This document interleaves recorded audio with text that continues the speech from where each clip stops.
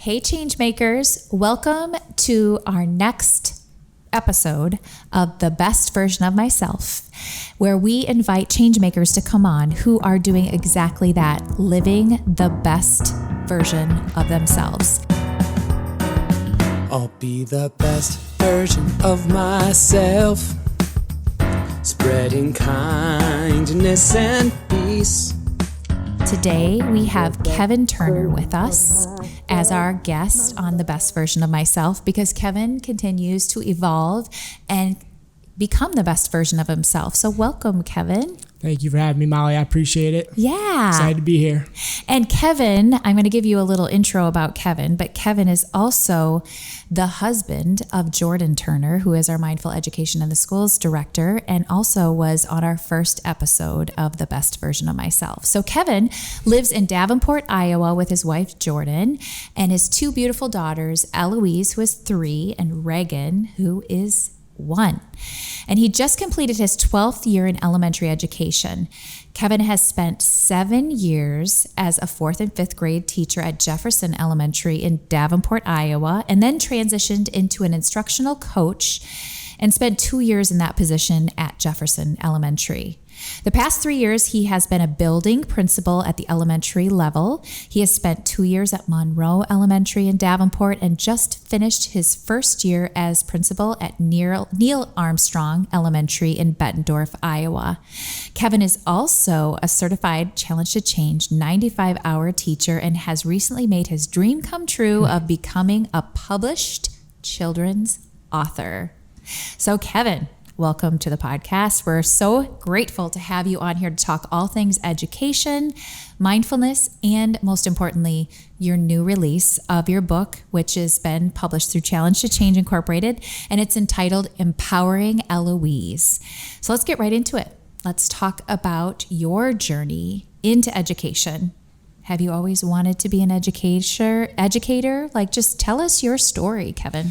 Okay, well, thank you for having me. I appreciate it a ton and making another dream come true. Let me write a book and be on a podcast the first time. Woo-hoo! So yeah, a lot of firsts. Thanks to you, Molly. But yeah, so my journey, I'm a local Quad City kid. I grew up about 20, 30 minutes from where I live now in Geneseo, Illinois.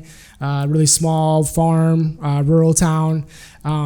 And that just kind of was my everything. Then when I went off to college and went to a very, again, small farm, rural type college, had the football dreams and I can relate. Yep, you Small can. College. That's right. And just fell in love with education, elementary education.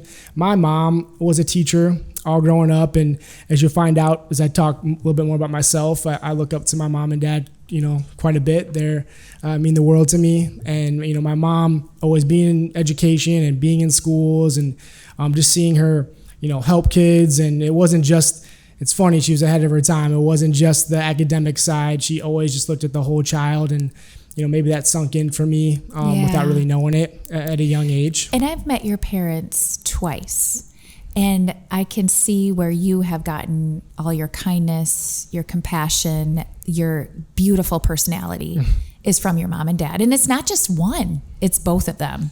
Well, really. They just are genuine, solid people. I appreciate you saying that, and I know that when they're listening, they will too. I wouldn't say it if I didn't mean it. We had an emotional night last night. They're staying in Geneseo, but they're moving from my childhood home. Oh my gosh. And so last night was one of the last nights that we were all together in the house. Oh wow.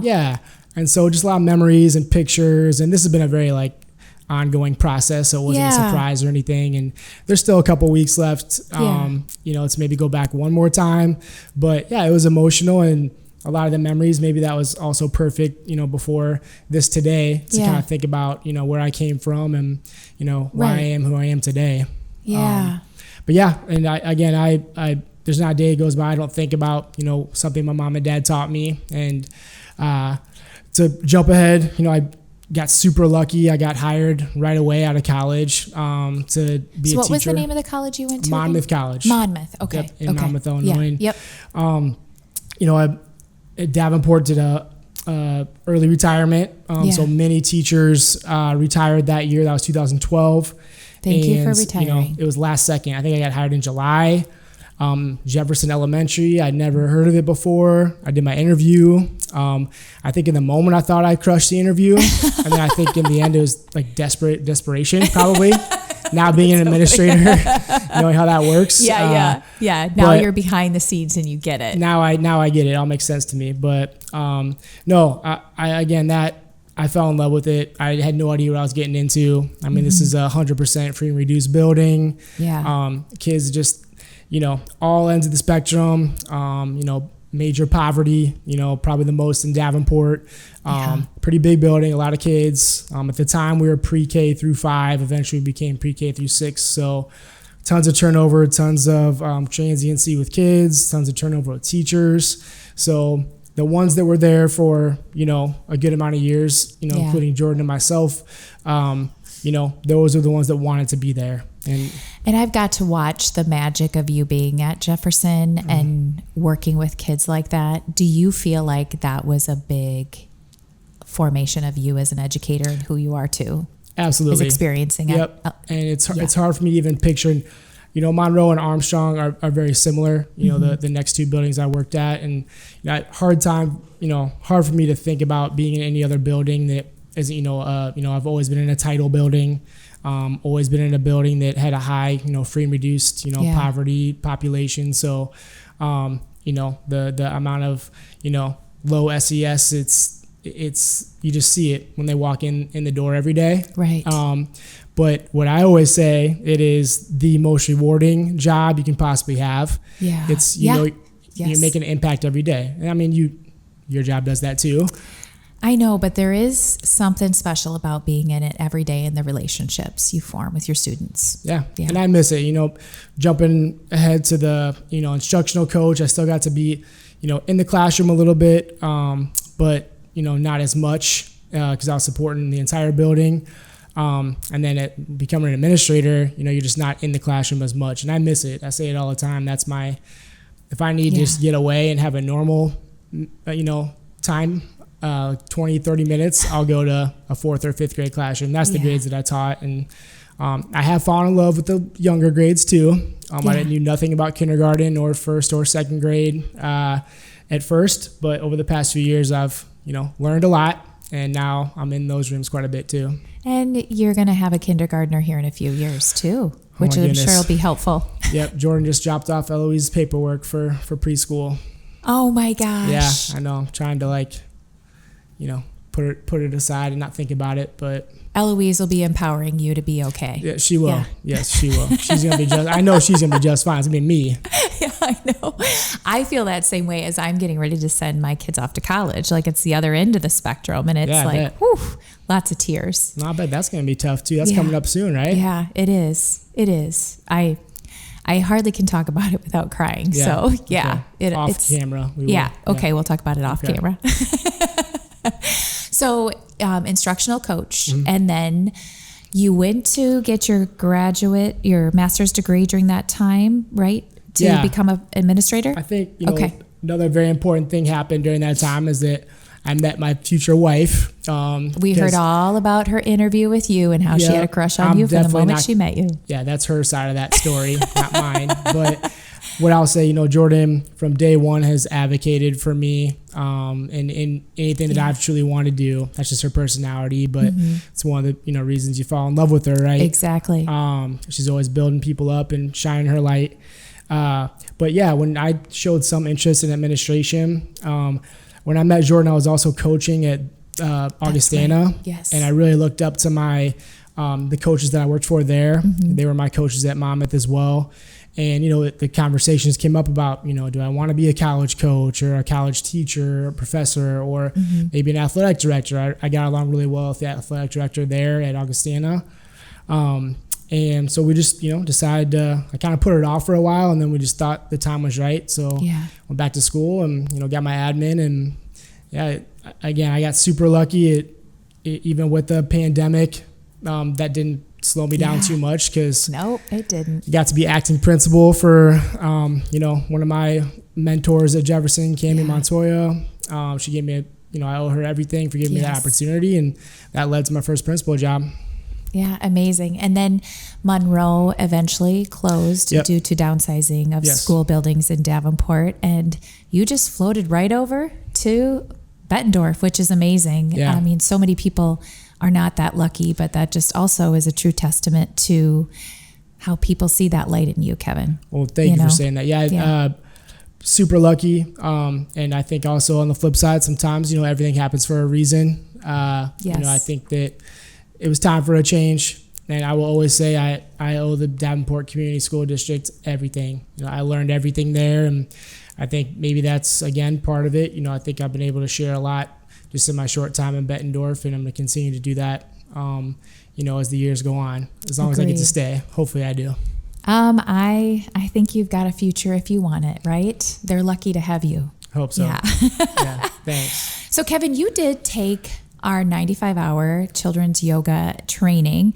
So let's talk about the incorporation of yoga and mindfulness into school buildings, because you are a change maker in that way for sure. You have been an advocate for our program since the beginning, and that just has always meant the world to me. So our mindful education has been in 2 buildings that you were a principal in, and also Jefferson, where you were an educator at.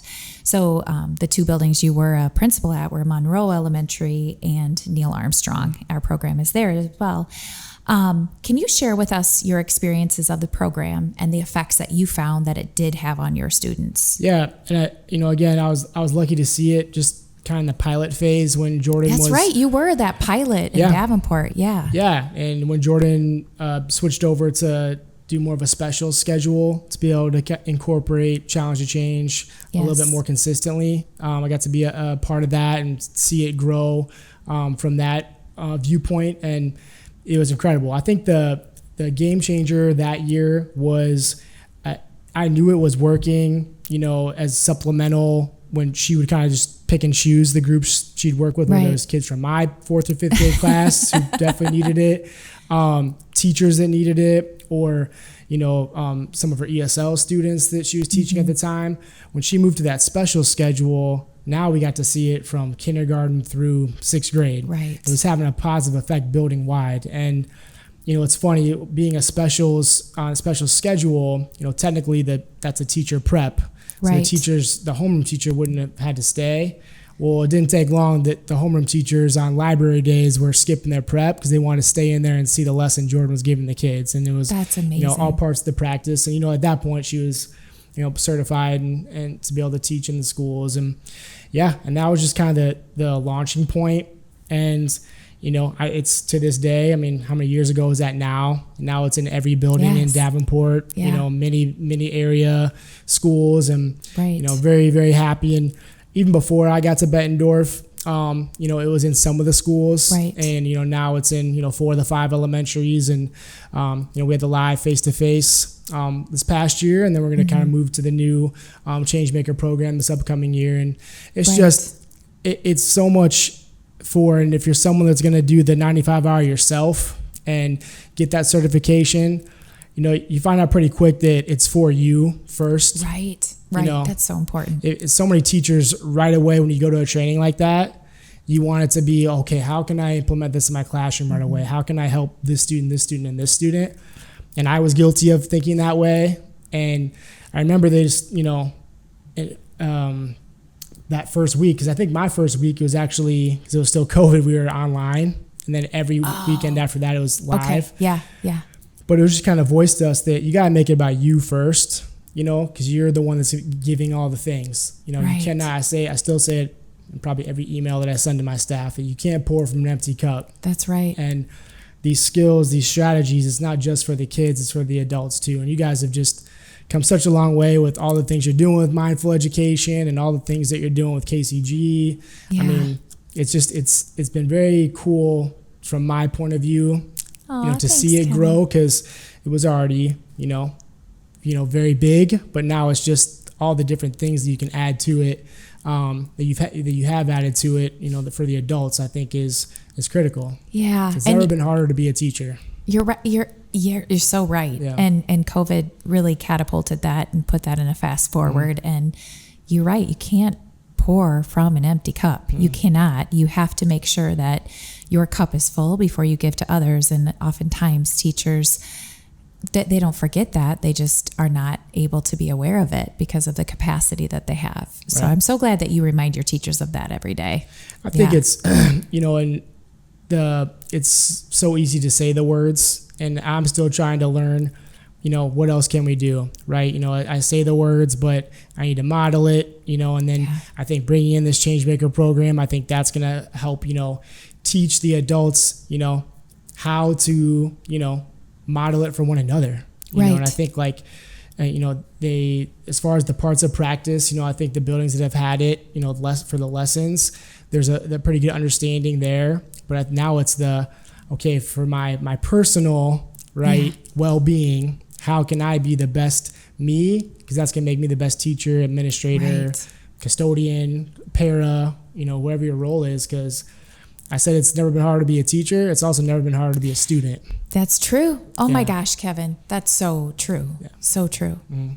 So I feel like you might have answered this a little bit, but what piece of advice would you have for other administrators or other building principals who are looking into mindful education programs as bringing it in to be part of what they do, what their climate and culture is in their building? What advice would you have for them? Yeah, for any principals that are listening, I would say take the meeting. Because Take the meeting, okay. Take the meeting Number with one. Molly or Jordan Yeah. or Allegra, or whoever else does those. Yeah. Just because that's usually all it takes from the principals that I know that have worked with you guys before. Oh, thanks, Kevin. I say to you guys all the time, you're the experts in the room. Nobody knows any different. And I think that, you guys always sell it from what's best for kids, and you always connect it back because you know what's going on in elementary schools right now. It's not this, obscure way outside the box thing that no one's ever heard of. You've connected it, you've built it to kind of be integrated into what our kids need while, following, so teachers can still do what they're supposed to do. It's just going to help them do it better, and it's going to help our kids be more successful. So, and I'm not one of those people that can sell it very well, but you three and everybody else that gets to go to those type of meetings, I would recommend just sitting down, at least listening, and that's usually all it will take. I love that. Take the meeting. Take the meeting. You won't regret it. All I wrote for that question. Take the meeting. Okay, because it is your time is so precious as a building principal. So that's probably the best piece of advice people could take from that. So you have always, I'm going to switch gears a little bit here, Kevin, because your work as a building principal and as an educator is so important and imperative. And, but I really want to talk about how you continue to hone yourself to be the best version of yourself. And that's through you asking for what you want and living out your dream. And that was to write a children's book. I mean, from the time I first met Jordan, I knew she was dating this great guy named Kevin. And then when I met you, I knew that you had shared, you always dreamed of being a children's author. So you are a published children's author now with your book, Empowering Eloise. So congratulations. Thank you. Well, thank you. But tell our listeners just a little bit about that dream that you had, and who inspired you for that. Because there's a little bit of a story there. So, a little bit, yeah. And again, I go back to the, and thank you. I never would have gotten to do it without you giving me the opportunity. So thank you for saying yes. Yeah. But yeah, being home the other night, with my mom and dad moving, we were just finding not just pictures, but old projects and, things from school. And, one of the things was a writing project that I had done. And, my brother, who I look up to very much, he's 4 years older than me. He still lives in Geneseo. He's just I always knew that was going to be a thing for you. And he knew I kind of gotten away from the writing, as far as a hobby or something that I was doing. But he just, he was very complimentary of the fact that, I'm at this point now. He's just, and that meant a lot to me that when he said that last night that, he said he always thought that was going to happen. But yeah, I've always really liked it.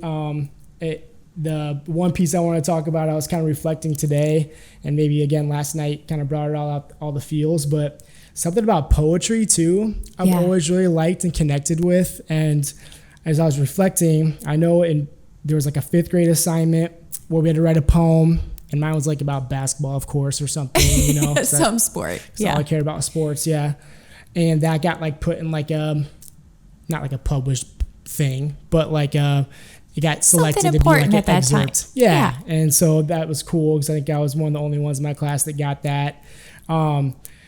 Jump ahead to a different phase in life. For a project in middle school, I read a biography about Larry Bird, again, sports, and I could present that information any way I wanted to.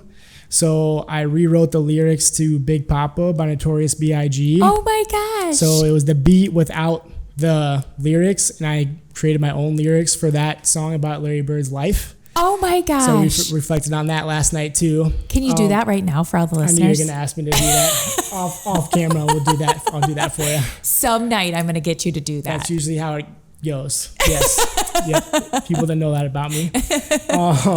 And then kind of jump even further ahead. There was a year that for like a staff gift, I rewrote all the words to 'Twas the Night Before Christmas.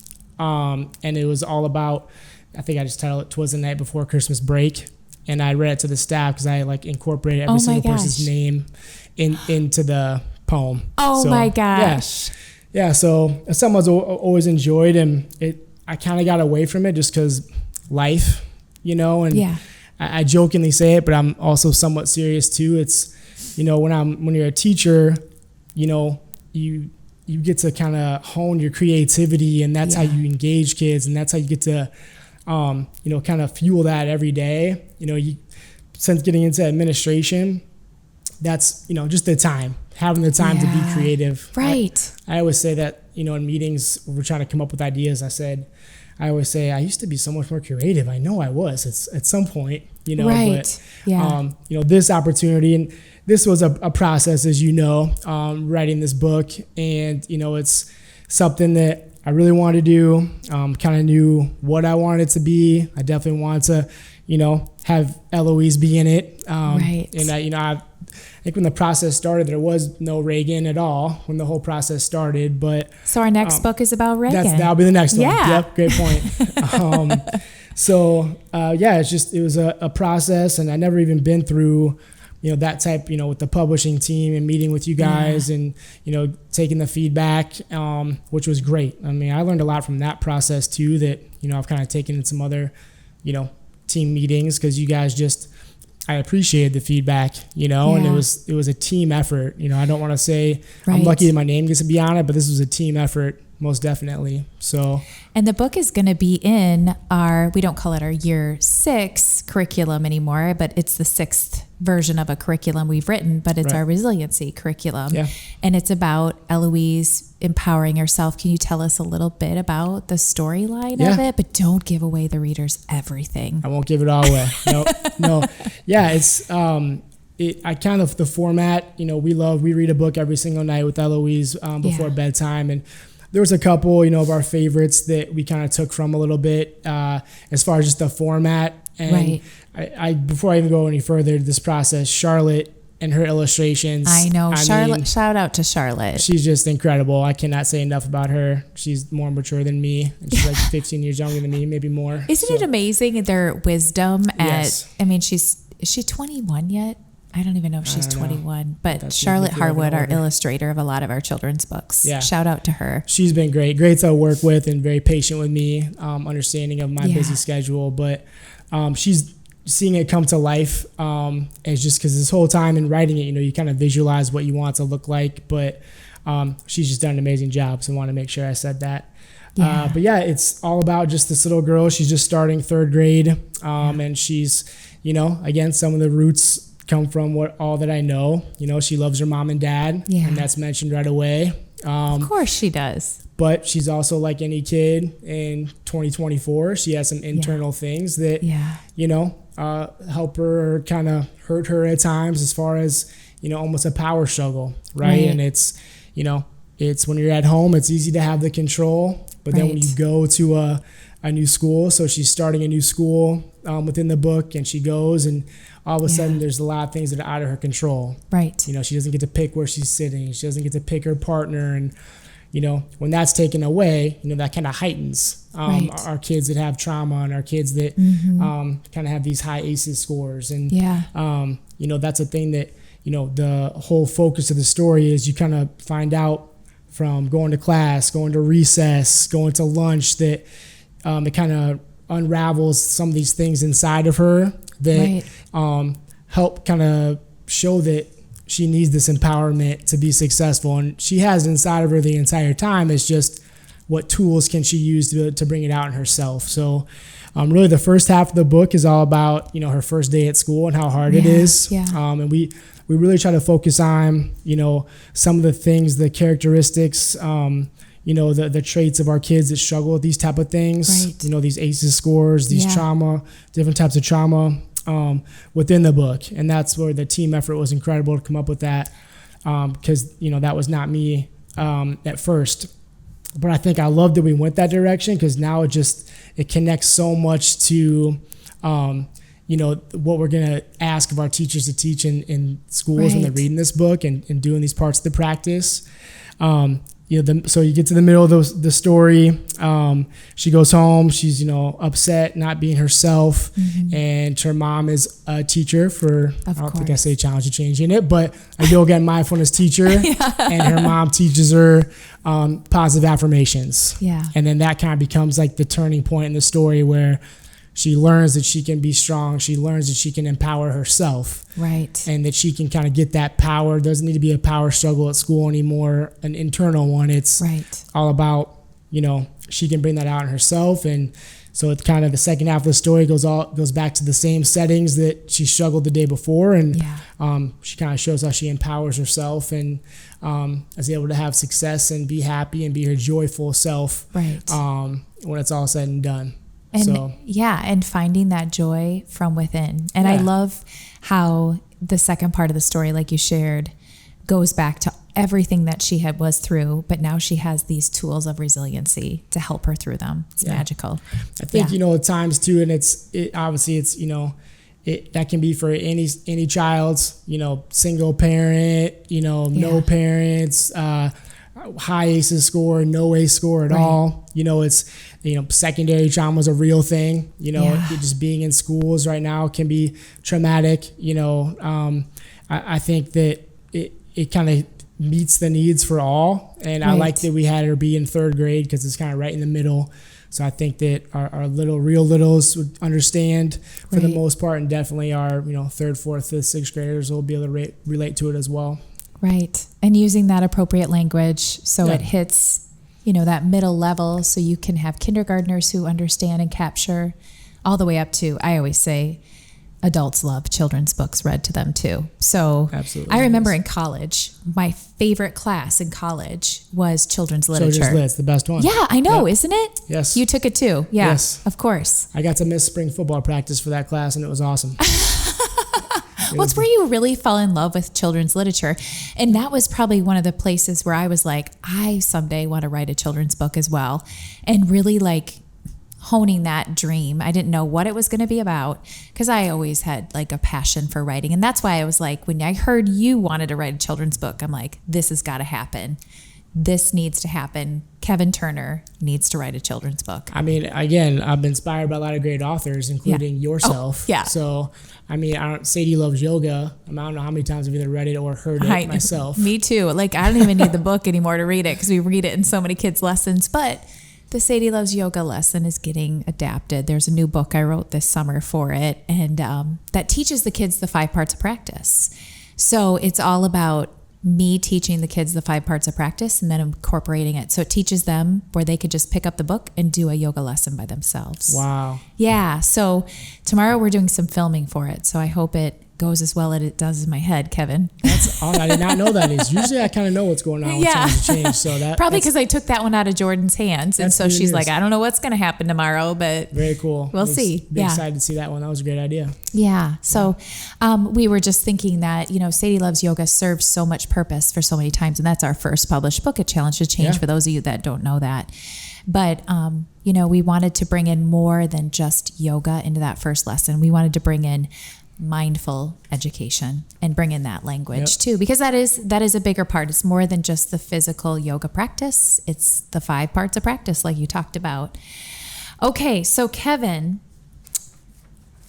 I have 4 questions that I'm going to ask you, and these are called the core 4. So towards the end of every podcast, and I say end of podcast, but this sometimes takes quite a bit of time to answer these. I ask these core 4 questions. And the first one are, what are your top 3 core values? Now, we, as you mentioned earlier, we do a lot of work on KCG, which is Know, Choose, Give, which is personal empowerment and making yourself a more emotionally intelligent adult. And we believe that begins with your core values. So knowing what those core values are can be honed over time. They can be changed over time. They change, they adapt based on life circumstances. But as you see it right now, what do you see as your top 3 core values? The first one I'll talk about, if you'd asked me 3 years ago before I was a principal, it probably wouldn't have been in my top 10. Now it's number 1, and that's empathy. Oh, that's wow. That's just That's the cool. type of leader that I like to be. Full transparency. Sometimes that helps me. Sometimes that hurts me. I can see that. And you probably, can relate to that Amen. at times too. Yeah. I like to be a service leader. And honestly, it wasn't that long ago that I was doing what, my teachers are doing. Yeah. So I always try to see everything through their lens and their viewpoint, and, kind of that, empathetic leadership style, I think has, helped me in the long run more than it's hurt me, especially, over the past few years. I've had to start over in, a couple different buildings. And, Right. To me, that's one of the, strongest ways to build relationships. Right. It's to kind of, have that empathetic mindset and, share with one another about how we've walked. I mean, you and I have done it before, how we've walked in the same shoes and been through some of the same experiences. Yes. And, I always pick your brain at times about different leadership type things. So, because I always try to take notes from you when I hear you. Oh, Kevin, you're so nice. But you do that. I mean, sometimes it's the school of hard knocks, yes, know? That's true. Yeah. But you've always had the empathy leadership trait as well. Speaking of the relationships, trust is my other one. I've always said it with, definitely with adults, but especially with our kids that, have these traumatic backgrounds. To me, the best way, teachers always want to know how do you build relationships? What's the best way to build a relationship, or any new principal? How can I build relationships with my staff? They have to trust you. So you have to show, and to me, empathy and trust kind of go hand in hand. If I can share, if I can connect in some way, somehow, and that can kind of ignite that relationship and start to earn that trust and validate that relationship, all of a sudden now it's, it kind of helps that grow. And, the more it grows, the more trust there is, the stronger the relationship, and the more I can ask of a student or a teacher. Yeah.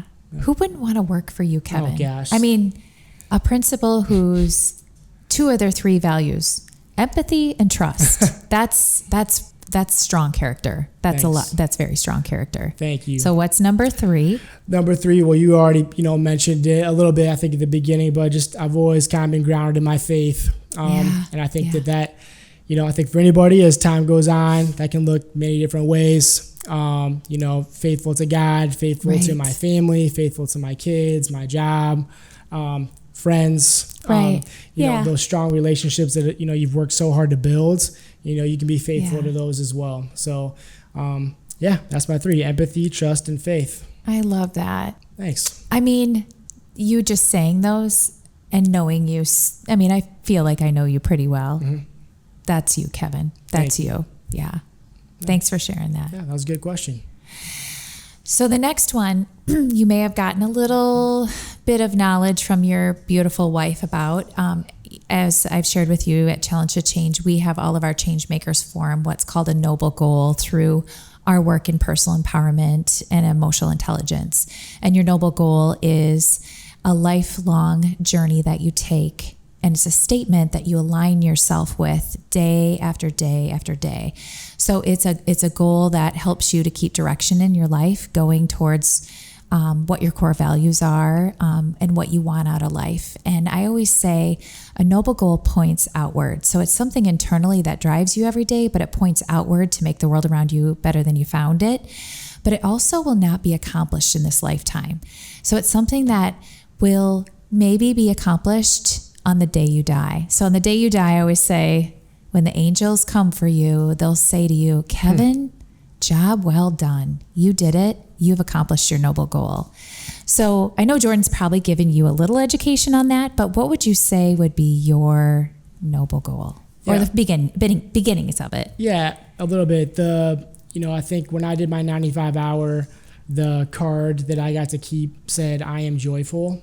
Yeah. And when I saw that question today, that just stuck with me the whole time. So, I've been trying to connect, how can that be, stated as a noble goal? And I think, that's really tough to say that, if I could someday say that I'm 100% joyful all the time and everyone around me, I have that effect on everybody, that might be impossible, but that could be something that I want to strive for. One of the core values that I really wanted to put on there, but, I just didn't quite make the top 3 was, sometimes it hurts me, sometimes it helps me. It's that I try to be an optimist, at all times, especially in, the settings that I've worked in. And I just think that, bringing joy, spreading positivity, spreading optimism and modeling that for my staff and my kids. And it's something that I think that it would be a never-ending job, a never-ending journey. Doesn't matter what job I'm in, but to me, that's something that of a noble goal that I could focus on. I love that. And I could see definitely how joy would be like fostering joy. I could definitely see that even being enough of a statement for you, like, because you could do it in your work, with your kids, with your family, with the world around you. And you already are. You're actively doing it day after day. So yeah, thanks, Kevin. The next one I have for you is, I feel like you might have answered this, like definitely tip your hat to your mom and dad, but who has been someone who has inspired you to be the best version of yourself? Yeah, I mean, definitely my mom and dad. I talked about them, earlier, but Jordan is just my everything. And do you know she said you in her podcast? I did, yes. She stole that answer from me. Next time I get to go first. Yeah, next time, I'm sorry. I will ask you first for everything else from now forward. I think that's a testament to each other. It's not fake, it's real. It's, push one another, and sometimes that's really hard. Yeah. And sometimes it's the greatest feeling in the world, knowing that, you're married to your best friend that pushes you. And, we're always working on, each other and ourselves, and there's always different things you can do. But when you add in 2 little ones, that always makes it, again, more challenging, but also it's the greatest feeling in the world knowing that, that's our life now, and that's us together. And, I think that no matter how hard it gets, in the hardest days, it's, and this, the hardest days at work or even at home, if that's hard too, it's when it's bedtime and I'm watching those 2 sleep at night. It's like, there's no better. Like, this is, I am in the best version of myself, or the best version, best moments of my life right now. And it's only going to continue to get better. So, it's always a good thing that was a good question. That's something that, everyone needs to remember to think about. Yeah. And, those are those pure moments of bliss. In yoga, we call it samadhi, those God moments, those, like, I call them God kisses sometimes, where it's like he, she, whatever you want to call God, looks down on you and just says, take this moment and like live your life for this moment. Yeah. And it is watching those children sleep. Those are those moments. Yeah. Yeah. And that's one of the, Jordan, obviously mindfulness being a major part of what you guys do. It's being in the moment, being present, just stopping, and taking a second to just, reflect on where you're at in that moment, at that very second. And, it's something I've definitely worked on over the years and try to be better, you're doing a good job, Kevin. Thank you. No, you're doing a great job. Thanks, Molly. You're doing a great job. So are you. And if you ever doubt yourself, just call me and I'll talk. Well, I got to be Team Jordan first all the time, but like, I got your back. Yeah, you're the boss though. So. Yeah. Okay, last question, and the most important one. So this podcast is all about bringing on people who are living the best version of themselves and are continuing to make themselves better. So in all action forward. What are you going to do after this podcast recording to go out and continue to make the world around you better than you found it, Kevin? I think, before we started recording, you and I were talking about the trainings that I was at today, and it was all day today and it's all day tomorrow. And it's just this trauma-informed lens, and how can we implement that to, give our kids, of all different abilities, the best opportunity to learn and the best opportunity to be successful. And I always think, and I've said it since I met you and since I met Jordan and started learning about challenge and change, it's that it fits right in with that. Challenge and change does have the trauma-informed lens, and it's also PBIS, and it's also social emotional learning. It fits all the things. So it's, to continue to advocate for, the social emotional learning within my building, my district, and not only, in my professional life, but also my personal life, right? And I think that, to kind of bring it full circle, you gave me this opportunity to write this book. It wasn't for no reason. I also want it to be something special for, Eloise to appreciate and when she gets older. And I think it's even better that, it has a special message too that she can always, carry with her as she grows up too. And start talking to Jordan about where we can make Reagan's book fit in, because we got to make that happen now. I'll start workshopping that. I'm good for one every, 30 some years, I guess. So, well, she'll be 30 and married, and maybe you can do it when you're walking her down the aisle and say, oh, by the way, Reagan, here's the children's book I wrote for you. Yes, 35 years later. Right. Well, thank you for coming on, Kevin. Thank you for being the amazing human you are, and you're going to continue to be and keep spreading that joy. Thank you for having me. Yeah. I'll be the best version of myself, spreading kindness and peace. I'll be the best version of myself.